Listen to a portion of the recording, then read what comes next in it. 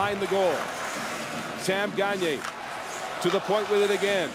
Whitney, Yakupov quickly across to Gagner. Down low, off the skate. Eberle scores!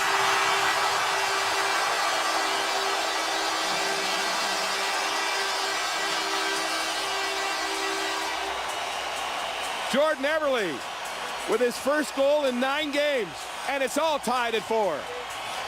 Eberle gets the goal, but this is all Sam Gagner. He controls this power play, has a real good idea what he wants to do, and it's a fake shot right there that freezes everybody, and then he throws it down low to Eberle at the side of the net. That's just a really smart play by Gagner, and Eberle up in front of the goal line, which I like right there. It makes it a lot easier to get in front. You don't need your body there, just your stick, and that's a terrific example of